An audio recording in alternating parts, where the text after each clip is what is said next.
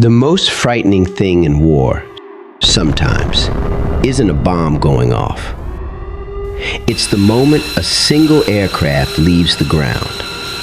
On April 5th, 2026, a B-2 Spirit quietly lifted off from a runway. The United States never said where it was going, what it carried, or what it would strike. And yet, that alone was enough to put an entire air defense network on edge, half a world away. Why? Because when the target is a bunker buried deep underground, building the bomb was never the hard part. A slab of steel weighing more than 13 tons can tear through reinforced concrete with ease. The hard part is the journey, getting that bomb to the target through everything an enemy builds to stop it. The more valuable the site, the thicker the wall around it. Radar sweeps from the horizon. Fighters sit fueled on the runway, waiting for the order. Surface-to-air missiles cover every way in, and beneath it all, dozens of meters of rock and reinforced concrete are poured over the target, built on a quiet belief that no aircraft could ever reach it. Against that kind of defense, every familiar weapon shows a weakness. The B-52 can carry an entire arsenal of bombs, but it leaves a radar signature far too large to hide. The F-35 is far quieter, but its bomb bay and its range were never built for missions that circle half the planet. Cruise missiles handle plenty of targets too, as long as the warhead is strong enough to do the job. Each option does one thing well and misses the one thing that matters most. The B-2 was built to fill exactly that gap. It takes off straight from American soil, carries bombs that most aircraft simply can't lift, and then appears, without warning, directly above one of the most heavily guarded targets on Earth. It sounds simple, but from the instant the wheels leave the runway, a silent war has already begun.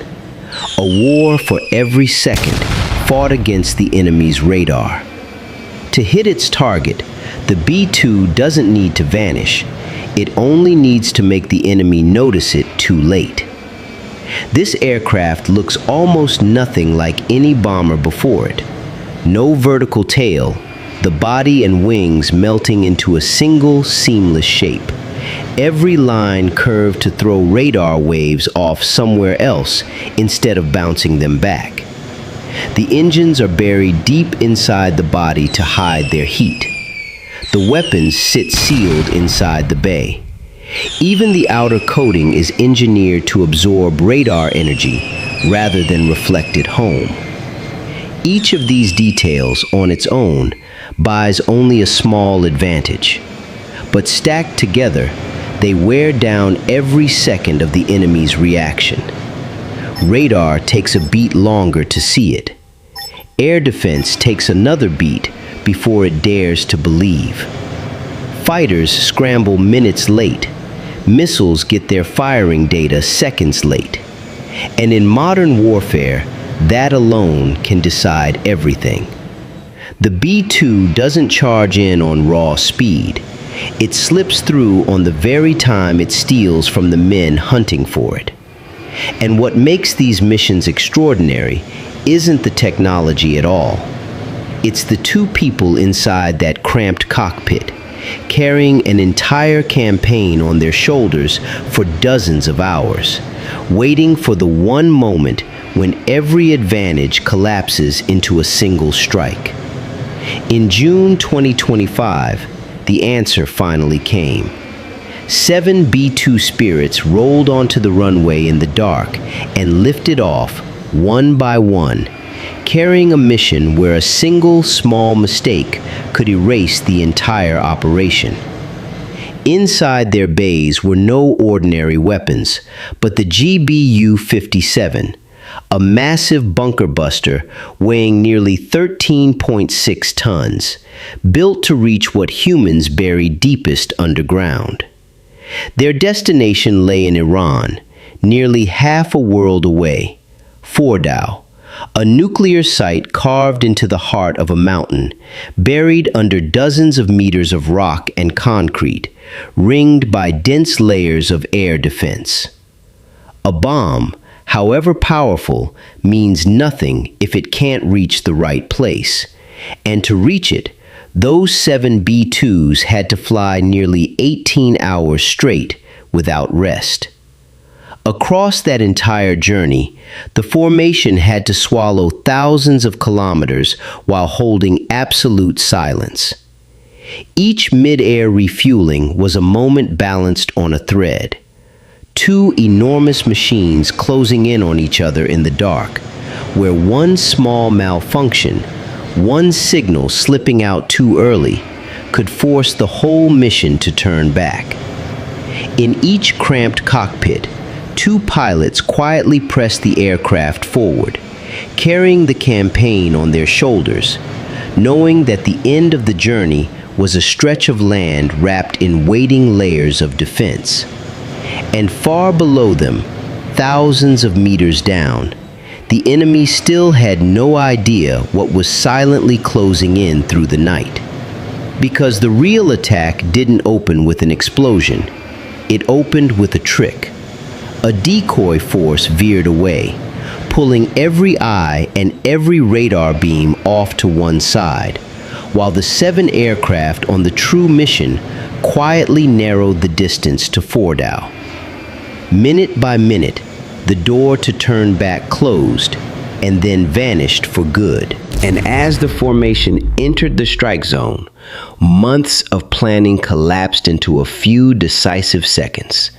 The question was no longer whether they could get the bombs there, but whether those bombs would punch through to the exact thing hidden far below. The bay doors opened. After nearly 18 hours in the air, the GBU-57 dropped into a real battlefield for the first time. 14 bombs fell away from the 7 B-2s, plunging into Fordow and the Tans, driving into the earth before detonating at the deepest layer. In that same instant, from beneath the sea, Tomahawk missiles rose and struck Esfahan, hitting from an entirely different direction. There was no drawn-out dogfight, no chase between fighters, only targets going down, one after another, before the defenders could mount any real response. When it was done, the 7 B-2s turned for home, closing out a mission that lasted about 36 hours. According to the U.S. Air Force, not a single interception was recorded against the formation across the entire flight. 1 aircraft crossing half the globe. 1 bomb used in combat for the very first time. 1 site hidden inside a mountain simply gone. All of it complete before the enemy understood what had happened. That was the moment the B-2 proved its true value. Not through a loud, roaring battle, but by appearing where no one had time to prepare. Yet just months later, on April 5, 2026, the United States did the exact opposite. They released a video only a few seconds long. The B-2 rolls onto the runway, accelerates, lifts off, and the footage stops right there. No map, no target, no word about the weapons or the route, not a single line about the result. Everything was wrapped in one sentence. The B-2 had taken part in Operation Epic Fury, a long-range strike aimed at a high-value target. Then the curtain of silence came down. And that silence was exactly what kept the other side from resting.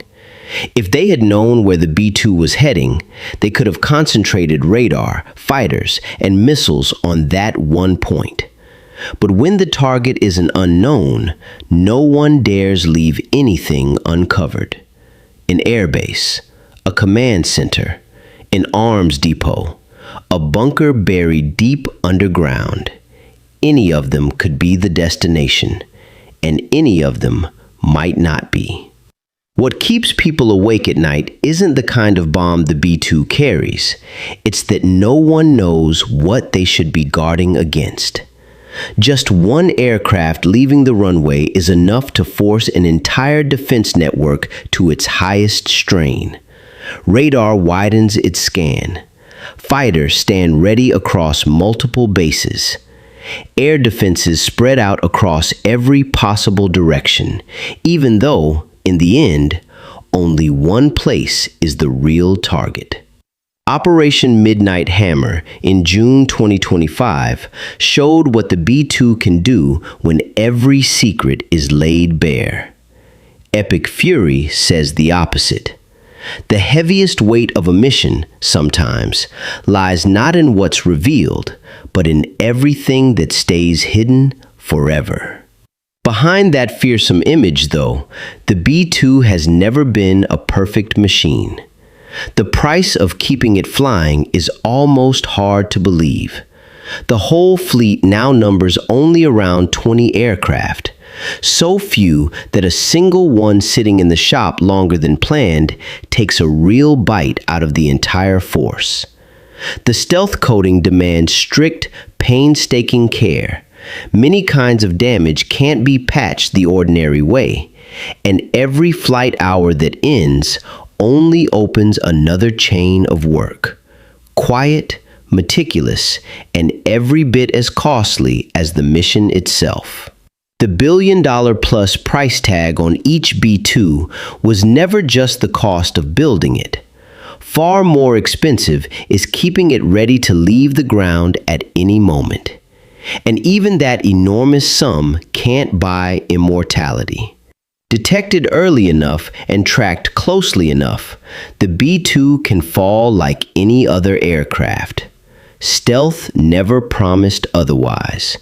All it does is buy a little more time, a few minutes, sometimes just a few dozen seconds, just enough for the crew to finish the job before the enemy can react.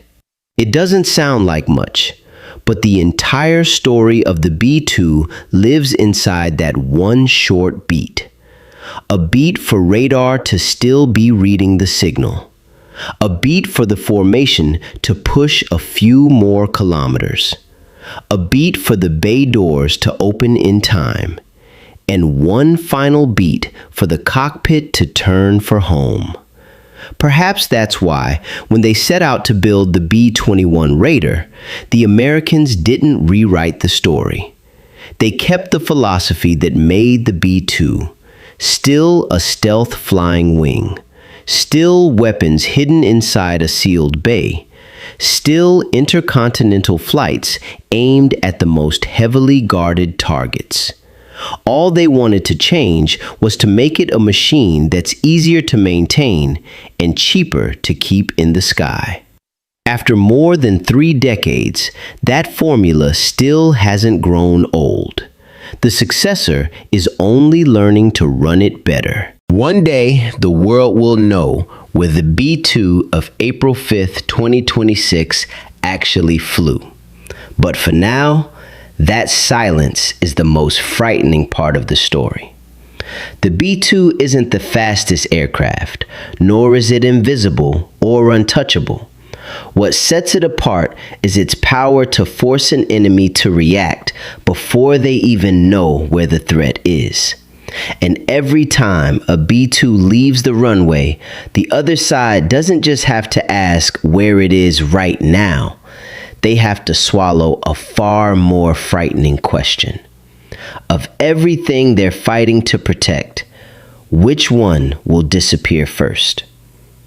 The target from that April 5th flight is still classified. The moment it's declassified, we'll break it down here. So hit subscribe to be in the room when it does.